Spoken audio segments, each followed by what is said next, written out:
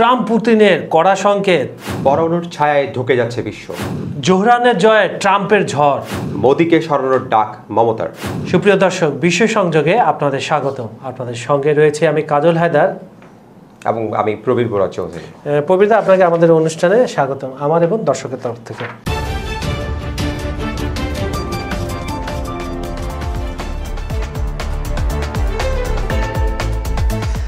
আমরা একটু দর্শকদের কমেন্ট পড়ে তারপর মূল অনুষ্ঠানে চলে যাই। শামসুল হক নামে একজন আমাদের দর্শক লিখছেন, উনি লালমাটি থেকে দেখছেন, উনি আমাদের অনুষ্ঠানটা পছন্দ করেন, ধন্যবাদ। কানিজ লুনা নামে একজন লিখছেন, ধন্যবাদ আপনাদের, ইরান অনুকরণীয়, আপনাকেও ধন্যবাদ। ফয়জুর রহমান নামে লিখছেন, উনি ভালুকা থেকে আমাদের ভালুকা ময়মনসিংহ থেকে উনি দেখেন, এটা ময়মনসিংহ হবে, ময়মনসিংহ থেকে উনি দেখেন, উনি আমাদের রেগুলার ভিউয়ার, এই জন্য আপনাকে ধন্যবাদ। মইরুল নামে আমাদের আরেক দর্শক দেখছেন, উনিও আমাদের বিশেষ করে ইরানকে নিয়ে, তারপরে রাশিয়া এবং মার্কিন যুক্তরাষ্ট্র, এদের যে প্রোগ্রামগুলো ওনার ভালো লাগে, উনি কুড়িগ্রাম জেলা থেকে দেখছেন, আপনাকেও ধন্যবাদ। আরেকজন আমাদের আরেক দর্শক, উনি চাঁপাইনবাবগঞ্জ থেকে দেখছেন, উনি আমাদের এখানে আপনার চীনকে নিয়ে আরও বিস্তারিত আলোচনা শুনতে চান, আমরা ভবিষ্যতে করব। আসর নামে আমাদের আরেক দর্শক লিখছেন, আমেরিকা গোটা বিশ্ব মোড়লগুলি করতে গিয়ে অনেক শত্রু বানিয়ে ফেলেছে, শেষে কি ইরানের হাতে মার খেতে হয় তাকে। তার এটা মজার কথা বলেছেন, দেখা যাবে। আসলে বিশ্ব রাজনীতিতে তো অনেক কিছু হয়, অনেক সময় আপনার বলে না, পচা শামুকেও পা কেটে যায়, সে পরে পা কেটে ফেলে দিতে হয়, সেই অবস্থা। তো যেহেতু আমরা একটু কোনোভাবে তো পৃথিবীকে ঠান্ডা করতে আমরা তো পারছি না, যারা ক্ষমতাসীন তারা উস্কে দিচ্ছে। আপনি জানেন, প্রথমে আপনার এই গত মাসের শেষের দিকে রাশিয়ার দুইটা বড় আপনার নতুন ক্ষেপণাস্ত্র ইয়ারহেড নামে পরমাণু যে বোমা সক্ষম ক্ষেপণাস্ত্র দুটা পরীক্ষা করেছিল, ওয়ারহেড সহ। এর পরপরই ট্রাম্প ঘোষণা দিল তাদের পারমাণবিকগুলা দেখতে, যে কি পরীক্ষা টরীক্ষা বা কী অবস্থা আছে। এরপরে পুতিন মোটামুটি ইঙ্গিত দিয়ে দিয়েছে তারা 1991 সালের পরে প্রথম মনে হয় তারা পারমাণবিক পরীক্ষা চালাতে যাচ্ছে। এবং তাদেরই রাশিয়ান এক কর্মকর্তা বলেছেন যে আলাস্কার কাছে যে তাদেরটা একটা কেন্দ্র রয়েছে, ওখান থেকে খুব শর্ট টাইমে এটা করা সম্ভব। এই যে জটিল পরিস্থিতির ভিতরে, এমনিতে তো জটিল আছে, জটিল থেকে জটিলতরর মধ্যে আমাদের এই দুই নেতা, বিশ্বের দুই নেতা দুই প্রান্তে যে ঢুকিয়ে দিচ্ছে, এখন আমাদের নিস্তারের উপায় কি, আসলে কি হচ্ছে এটা কি একটু বলেন তো দর্শকদের আপনার। হ্যাঁ, এটা আসলে কাজল ভাই, যে পরিস্থিতি এখন গিয়ে দাঁড়িয়েছে, আসলে পারমাণবিক যুদ্ধের সক্ষমতা, পারমাণবিক অস্ত্রের যে সক্ষমতা, সেই সক্ষমতা প্রদর্শনের একটি টেন্ডেন্সি, আমি যা জানান দেওয়ার প্রত্যেকটা, এটা আসলে একদিক থেকে আমরা জানি দুইটি দেশই পারমাণবিক শক্তিশালী, রাশিয়া যুক্তরাষ্ট্র, এটা তো মানে বলবার কোনো বিশাল পরিমাণে স্টক তাদের কাছে। কিন্তু সমস্যাটা হয়ে গেছে আসলে আমরা এই যেটা হয় যে মানে পরিবারের বড় সদস্যদের সবসময় আসলে এক ধরনের স্থিরতা দেখাতে হয়, বা এক ধরনের মানে শান্তির পক্ষে বা সহাবস্থানের পক্ষে দেখাতে হয়। কিন্তু এখন দেখা যাচ্ছে যুদ্ধটা প্রথমে ছিল ইউক্রেনের সাথে রাশিয়ার, এটা ছড়াতে এখন এটা তো আমরা জানি স্নায়ুযুদ্ধের পরে এক ধরনের দূরত্ব দুই দেশের মধ্যে ছিল, কিন্তু এটা এখন এমন এক পর্যায়ে এসছে যে এই যুদ্ধ এখন মুখোমুখি অবস্থানে না হলেও তারা এক ধরনের একজনকে থ্রেটেনিং করার জায়গা থেকে, একজনকে হুমকি দেওয়ার জায়গা থেকে, মানে প্রত্যক্ষ বা পরোক্ষভাবে হুমকি দেওয়ার জায়গা থেকে যুদ্ধ একটা চলছে। আমাদের কাছে মনে হচ্ছে যে এটা একটা আসলে একটা যুদ্ধ, স্নায়ুযুদ্ধ দিয়ে কিছুদিন বিরতি ছিল, স্নায়ুযুদ্ধ কিছুদিন বিরতি ছিল, মাঝখানে হয়তো কিছুদিন ছিল, কিন্তু এখন এটাকে স্নায়ুযুদ্ধের থেকেও আমার বেশি কিছু মনে হচ্ছে। আসলে স্নায়ুযুদ্ধ এখন ইউক্রেনে যখন আপনি হামলা করতে যাচ্ছেন, হয়তো ইউএসএ সরাসরি হামলা করছে না, কিন্তু তার অর্থের, তার অস্ত্রে, তার সহযোগিতায় এবং তার নির্দেশনায়, শেষ পর্যন্ত যেটা বলতো, তার নির্দেশনায় ইউক্রেন এতদিন পর্যন্ত ইউক্রেন টিকে থাকার কোনো সুযোগ ছিল না এই যুদ্ধে। এখন পরিস্থিতি যে জায়গায় এসছে, যে আমরা দেখলাম যে ট্রাম্প বললেন যে তিনি পেন্টাগন নির্দেশ দিয়েছিলেন রাশিয়া এবং চীনের আপনার যে সমতার ভিত্তিতে পারমাণবিক অস্ত্র পরীক্ষা। দেখুন, এই কথাটা কিন্তু অনেক ধরনের ব্যাখ্যা দাঁড়ায়, এই কথাটাতে কিন্তু অনেক ধরনের সমতার ভিত্তিতে বলতে গেলে হচ্ছে আপনি যদি ধরেন ওদের, আমরা জানি যে রাশিয়া কিছুদিন আগে একটা পরীক্ষা করেছে আপনার এক ধরনের, শুধুমাত্র আমি মিসাইলটা টেস্ট করলাম, বা এই কথাটা কিন্তু ট্রাম্পের বক্তব্যে আমরা পরিষ্কার হতে পারছি না, পরীক্ষা না হয়।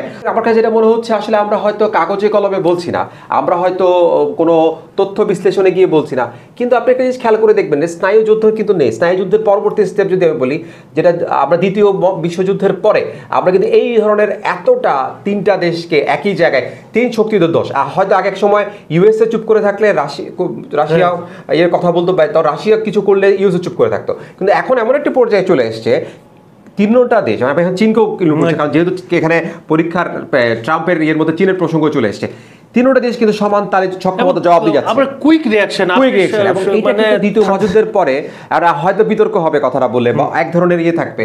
তৃতীয় মহাযুদ্ধের পরে কিন্তু আমরা মনে হচ্ছে দ্বিতীয় মহাযুদ্ধের পরে এটা মনে হচ্ছে আমাদের তৃতীয় মহাযুদ্ধের মানে একটু সম্মুখে মানে একদম টাচ করছে এই ধরনের একটা। আবার অনেকে বলছেন যে এটা আসলে এক ধরনের অবয়ব পেয়ে গেছে তৃতীয় মহাযুদ্ধের, অনেকে বলছে তৃতীয় মহাযুদ্ধের অবয়ব পেয়ে গেছে। এখন বিষয়টা যদি সেটা হয়ে যায়, সেটা আমাদের জন্য কতটা মারাত্মক, এবং কারণ পৃথিবীটা আসলে আমরা কেউই আসলে তৃতীয় মহাযুদ্ধকে আমরা এক্সপেক্ট করি না। হ্যাঁ, তৃতীয় মহাযুদ্ধ হলে আমাদের মতো দেশগুলো আসলে কোন পর্যায়ে যাবে, কারণ আমরা ডেভেলপিং কান্ট্রি, আমরা একটা গ্রোয়িং জেনারেশন, এই দেশগুলো কোথায় যাবে সেটা কিন্তু আমাদের মতো দেশগুলোর ক্ষেত্রে খুব বড় ধরনের একটি চ্যালেঞ্জের মুখে হবে। কিন্তু এটাও ঠিক যে আপনি যেটা বলেন আলাস্কা তো অবস্থান পাশে, রাশিয়া যদি এটা করে সেটা আসলে একদম ঘাড়ের উপরে এসে চালানো, পরীক্ষাটা চালানো, মানে রাশিয়ার সক্ষমতার আর বল জানান দেওয়ার বাকি থাকে না। মানে এই বিষয়গুলো আসলে এখন আমার একটা জায়গায় চলে যাচ্ছে, আমার কাছে যেটা মনে হচ্ছে অবশ্যই এটা এখানে এখন স্টপ করানো উচিত। এই জিনিসটা কিন্তু আমি অবশ্যই বুঝি যে এটা এক শক্তি বার্তার প্রদর্শনের একটি জায়গা, সেটা হয়তো সবাই স্নায়বিকভাবে সবাই নিজেকে স্ট্রং করার জন্য সবাইকে একটি প্রতিষ্ঠা রাখতে চাইছে। কিন্তু যদি কোনো কারণে কোনো একটি দেশ ভুল সিদ্ধান্তের কারণে কোনো ধরনের অ্যাটাকিংয়ে চলে যায়, কোনো ধরনের পারমাণবিক যুদ্ধে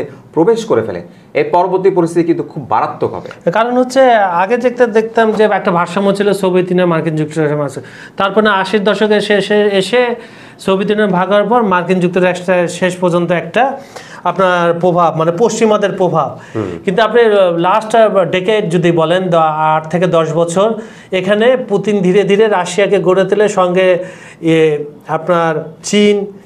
এখন আপনার যেটা আমি আপনাকে বোঝাতে যাচ্ছি, দর্শকরা যেটা বুঝছেন সেটা হচ্ছে এখন কিন্তু আপনার অক্ষর শক্তি একটা তৈরি হয়ে গেছে। হ্যাঁ, এখন ওই যে আপনি বললেন না যে একজন আজকে চালু করলে আরেকজন বাটমে টিপ দেবে, এখন যেহেতু দুইটা শক্তি, পাশ্চাত্যের একটা শক্তি আর এখান থেকে অক্ষর শক্তি গড়ে উঠেছে, পরাশক্তি, হ্যাঁ, তাহলে তো আপনার এই ব্যালেন্সটা থাকতেছে না, ও যে যার মতো করে।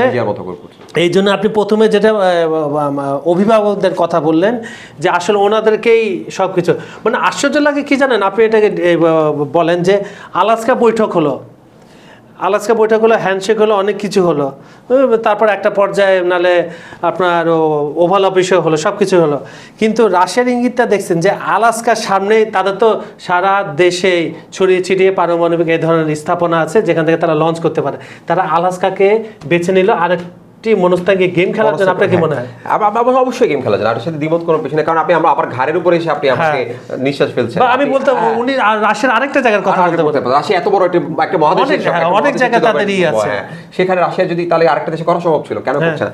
আপনি আসলে এখানে কিন্তু আরেকটু পিছনে যদি আপনি যান, আমরা কিন্তু যখন আমরা জানি যে ট্রাম্পের সাথে পুতিনের যেই সম্পর্ক, যে আন্ডারস্ট্যান্ডিং, কিন্তু আমেরিকার কোনো গভর্নমেন্টের সাথে কোনো আগে ছিল না, সেই সম্পর্ক কিন্তু এখন এক ধরনের আমরা দেখছি ফাটল ধরেছে। এবং এই আপনি ট্রাম্প যে ঘোষণাটা দিয়েছেন, আমরা কিন্তু লাস্ট কোনো ইউএস গভর্নমেন্ট বা প্রেসিডেন্টকে এই ধরনের ঘোষণায় আমরা কবে দেখেছি যে পরীক্ষা চালাও, এই করো সেই করো। হ্যাঁ, ট্রাম্প কিন্তু ঘোষণাটা দিয়ে ফেলেছেন, পেন্টাগনকে বলে দিয়েছেন যে এটা তুমি এটাকে করো, এটাকে মার্চ করো তুমি। এখন বিষয়টা হচ্ছে আপনি তাহলে পরিস্থিতিটা তাহলে আমরা খুবই আঁচ করতে পারছি, বন্ধুত্বপূর্ণ সম্পর্কটি বা আস্থার যে সম্পর্কটি বা তাদের দুজনের মধ্যে আন্ডারস্ট্যান্ডিং যে সম্পর্কটি, সেটা যে আগের জায়গায় নেই।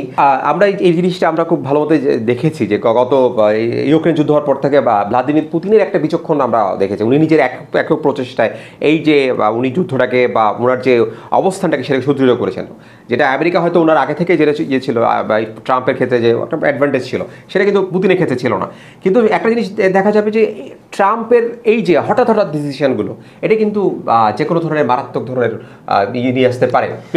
এইটা কিন্তু এই জায়গার মধ্যে একটা ব্যালেন্সিং একটা জিনিস আমার কাছে সন্দেহ হচ্ছে যে আসলে কতটা ব্যালেন্স হতে পারে। আপনি যে কিছুক্ষণ আগে বললেন যে দুই অভিভাবকের যে কথা আমরা বলছিলাম, আসলে এখানে কিন্তু একটি খুব শক্ত একজন অভিভাবক, শুধু আপনি আমার শত্রুর আমরা যেটা দেখি যুদ্ধক্ষেত্রের মধ্যে কিন্তু প্রতিপক্ষ শিবিরের সাথে একটা যোগাযোগের একটা ব্যবস্থা থাকে। প্রতিপক্ষ শিবিরের সাথে আমরা অনেক আদিম যুগের থেকেও দেখে আসি যে দুই পক্ষের মানে অভিভাবকদের মধ্যে, লিডারদের মধ্যে একটা আন্ডারস্ট্যান্ডিং থাকে। যুদ্ধ জয়, যুদ্ধ চলাকালীন, যুদ্ধর পরে, এই বিষয়গুলো কিন্তু খুব যুদ্ধক্ষেত্রে খুব গুরুত্বপূর্ণ। এখন এই যে হঠাৎ করে ডিসিশন দেয়, আমার অনেক দিনের পুরনো ট্রেডিশন ব্রেক করে হঠাৎ করে পেন্টাগনকে বলে দেয়া যে তবে এটা দেখো, এটা করো, এটা কিন্তু আসলে একটা সিগনিফিকেন্স আছে। আচ্ছা, আমরা কি একটা জিনিস মিস করছি ট্রাম্পকে নিয়ে, কি একটা কিছু মিস করছি? আপনি দেখেন টমাহক দিব না, মানে ওনার যে চিকেন আউট, ট্রাম্প যে পোল্ট্রি মারে, আপনার কি মনে হয় এইটাতে সে স্থায়ী থাকতে পারবে? আমার মনে হচ্ছে কেন যেন স্থায়ী থাকবে, এটা ভয়াবহ। আমি ওই কথাটাই আসলে বলতে চাচ্ছি, মানে ওনাকে আসলে আমরা মানে মেজার করা বা ওনাকে বুঝে ওঠার ক্ষমতাটা আসলে বিশ্ব মিডিয়ার এখনো হয়নি। বিশ্ব মিডিয়া, ইন্টারন্যাশনাল মিডিয়াকে আপনি দেখবেন, উনি যে আপনি লাস্ট গত কয়েকদিনের মধ্যে ইলেকশন সম্পর্কে, ইউরোপিয়ান ইলেকশন সম্পর্কে যেই খবরগুলো দেখবেন, আসলে সবগুলো ওনাকে বিশ্লেষণটা এমন এক জায়গায় যে আমরা তো অনেক দূরে, আমরা তো অনেক দূরে। ইন্টারন্যাশনাল মিডিয়া, আমেরিকান মিডিয়াও আসলে ওনাকে, ওনার কোনো বক্তব্যকে লাস্ট বা সর্বশেষ বক্তব্য বলার আসলে সুযোগটা ওরা উনি বলতে পারছেন আর কি। সেই ক্ষেত্রে এই জন্য ভয়টা আসলে ঠিক ওই জায়গায়, ভয়টা আসলে ঠিক ওই জায়গায়। আসলে এখান থেকে সরলে আমরা খুশি হব, যদিও তার গায়ে একটা তকমা পড়বে, কিন্তু তারপরে খুশি হব, কিন্তু ভয়টা ওই জায়গায় উনি সরে আসবে কিনা এটা সন্দেহ। আচ্ছা, আমরা ওই আমেরিকা থেকে তারপরে আপনার রাশিয়ার সর্বশেষ যে পরিস্থিতি হচ্ছে, রাশিয়া কিন্তু ডনেটস্কে প্রচুর, পোভানিস্কিতে প্রচুর হামলা হচ্ছে। এটা যদি আপনারা পুতিন যদি এই শহরটা দখল করতে পারে, তাহলে 2024 পরে বড় একটা শহর। কারণ হচ্ছে আপনি জানেন এখানে বন্দর রয়েছে, বন্দরটা হচ্ছে মূল। তাহলে যাক, এটা নিয়ে আমরা আরেকদিন এপিসোড করবো, আরেক ডেভেলপমেন্ট হচ্ছে, কারণ ওখানে যুদ্ধ এখন চরম পর্যায়ে রয়েছে। আমরা একটু মার্কিন নির্বাচন তো বলবো না, নিউ ইয়র্ক সিটির মেয়র নির্বাচনের কথা বলি। 111তম মেয়র নির্বাচিত হয়েছেন ভারতীয় বংশোদ্ভূত একজন মুসলমান, জোরদান মামদানি। এখন ওনার শুরু থেকে ওনার পথ চলা তো খুব কঠিন ছিল। ট্রাম্প তো তাকে সব কিছু আপনার সমাজতান্ত্রিক থেকে বলে করে, তারপরে মানে যত খারাপ ধরনের তকমা তাকে দিয়ে ফেলেছে অলরেডি। এবং জয়ের পরেও কিন্তু তিনি মার্কিনীদের একটা হুঁশিয়ারি করে দিচ্ছেন যে এখন আমেরিকা সার্বভৌমত্ব হারাতে পারে। মানে আপনি একটু বলেন, তার মন্তব্যটা বলেন, এবং মামদানির সামনে কি কি চ্যালেঞ্জ রয়েছে, এই যে ট্রাম্প থেকে কি কি কাজ আদায় করে নিতে পারবে তার নিউ ইয়র্কবাসীর জন্য। এটা আসলে যেটা আমরা যে দেখছি যে এইটা আসলে ভাবার, মানে ট্রাম্পের জামানায় এটা এসে এইটা আসলে হওয়ার সুযোগ ছিল না। হ্যাঁ, যেটা 1 বছরের মধ্যে এই ধরনের কিছু আমেরিকার মানুষ দেখবে, এটা আসলে ভাবনা। এবং এটা বলা হচ্ছে যে বারাক ওবামার যতটা উনি ব্রেক করেছিলেন আমেরিকার, আমরা জানি যে আমেরিকার একটা পলিসি থাকে, আমেরিকার একটা নির্বাচনের একটি ধারা থাকে, যত কিছু, হ্যাঁ, সেই ধারাটা থেকে উনি আরো বেশি ব্রেক করে ফেলেছেন। এবং কারণ এই কারণে উনি কিন্তু আমেরিকান, মানে একদম জন্মসূত্র আমেরিকান না, হ্যাঁ, বা যে সূত্র সেই আমেরিকান না হওয়ার পরে ইউএসএ নাগরিক হওয়ার না উনি যা মানে দেখালেন, সেটা আসলে খুবই সিগনিফিকেন্ট। এবং ওনার নির্বাচনী প্রচারণাগুলো আপনি কয়েকদিন খেয়াল করে দেখবেন, উনি কিন্তু সম্পূর্ণ ধরনের নিজেকে কোথাও ঢেকে রাখেননি। আমি ইন্ডিয়ান আমার বংশোদ্ভূত বা আমি আমেরিকান না, এটা ওটাকেই ক্যাশ করেছেন। এবং ভোট ব্যাংক কিন্তু ওই যে ইমিগ্রেন্টদের যে ভোট ব্যাংক, সেই ভোট ব্যাংকটাকে উনি কাজে লাগিয়েছে। এবং যেই ভোট ব্যাংকটা ট্রাম্প বন্ধ করে দেওয়ার জন্য, যাদেরকে ট্রাম্প করার জন্য, সে ট্রাম্প উঠে পড়ে লেগেছে। এখন সবচাইতে মজার বিষয় হচ্ছে, কালকে আপনি বক্তব্যের মানে আমার একটা পর্যায়ে এসে মানে এটা যে লিডারশিপের একটা পার্ট, মানে উনি যে আসলে মানে ট্রেন্ডটাকে ধরতে পেরেছেন, সেই ট্রাম্পকে উনি সেটা একটা খুব মানে মজা করে চারটা ওয়ার্ড বোঝায়, আর টার্ন দ্য ভলিউম আপ, মানে আসলে ট্রাম্প চিৎকার করে, ট্রাম্প কথা বলে, ট্রাম্প ওই ভলিউমটাকে উনি আরো একদম উস্কে দেওয়া এক ধরনের, মানে এটা মানে সমালোচনার ক্ষেত্রে বলে এবং মজাও করেছেন এই জিনিসটা কিন্তু। এবং এই জিনিসটাই সবচাইতে দেখার বিষয় যে উনি আসলে ওই ঠিক ধরতে পেরেছেন যে ট্রাম্পকে কোথায়। আপনি 2009, আমি কিছুক্ষণ আগে দেখছিলাম 2024 সালের নভেম্বরেও উনি রাস্তায় একা দাঁড়িয়ে আছেন, আমি কিছু ভিডিও ফুটেজ দেখছিলাম, কিন্তু ওনার দিকে কেউ ফিরে তাকাচ্ছে না। কিন্তু এই 2024 নভেম্বর থেকে এই নভেম্বর 1 বছরের মধ্যে উনি নিউ ইয়র্ক সিটির মেয়র হয়ে গেলেন। মানে কি পরিমাণ একটি জেনারেশনের ভাইবস উনি একটি এলাকার মানুষের ভাইবস ধরতে পেরেছেন, এটাই হচ্ছে বড় বিষয়। আপনি যেটা বলছেন সেটা সবচেয়ে মানে কি হতে পারে, ওনার কপালে কি আছে। তার আগে আমি বলি, ওটাতে যাওয়ার আগে আপনাকে 2026-এর মধ্যে আপনার যে মিডটার্ম ইলেকশন, এইটার সাথে এখানে কিন্তু আরো দুটো ইলেকশন আছে, ভার্জিনিয়া এবং নিউ জার্সির মধ্যে যে গভর্নর, ওখানে ডেমোক্রেট। এই যে ডেমোক্রেট 1 বছরের মধ্যে এই যে 3টা বড় সাফল্য দেখিয়ে ফেলেছে, এটা স্বাভাবিকভাবেই কিন্তু 2024 সালে যে রিপাবলিকানরা চাপে থাকবে, এটা প্রভাব পড়বে এবং হারলে মনে করেন ইমপিচমেন্টের সামনে হতে পারে। এখন এইটা ট্রাম্প যতটা উনার সমালোচনা করছেন তার চাইতে বেশি উনার এখন ভয় পাওয়ার বিষয় হয়ে গেছে। নতুন মেয়রকে কিন্তু উনি একদম শুরু থেকে বলছেন বামপন্থী এবং সার্বভৌমত্ব হারিয়েছেন এবং উনি বলছেন যে তহবিল দেবেন না, উন্নয়ন তহবিল পাবে না, কাটছাট করবে, এই করবে সে করবে, মানে যা যা বলার উনি সবই বলছেন যত ধরনের, কিন্তু উনি এগুলো বলে কিন্তু উনার জয়টা আটকাতে পারেনি।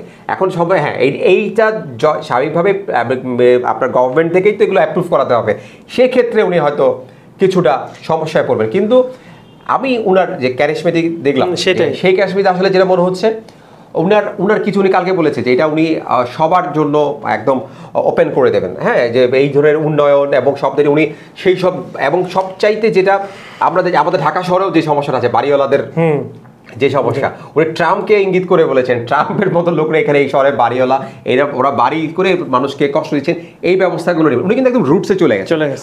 ওনার নির্বাচনে জয়ের পিছনে মূল কারণটা কিন্তু উনি একদম শেকড়ে চলে গেছেন, মূল সমস্যায় চলে গেছে। সেই কারণটা কিন্তু উনি আইডেন্টিফাই করতে, এইটাই হচ্ছে ওনার সবচেয়ে বড় পজিটিভ সাইড, এইটাই সবচেয়ে ওনার বড় পজিটিভ, এইটাই হচ্ছে উনি আসলে নিজেকে তুলে নিয়ে আসছেন। এখন দেখার বিষয় ট্রাম্প যে কোনো সিদ্ধান্ত নিতে পারে আসলে, তবে এটা ঠিক যে আমেরিকা আসলে অনেক কিছু বলা সম্ভব, বাট অনেক কিছু করা সম্ভব, কারণ ওদের রাজনৈতিক যে প্ল্যাটফর্ম, যে স্ট্রাকচার, সেখানে আসলে আপনি চাইলে অনেক কিছু আপনি করতে পারেন।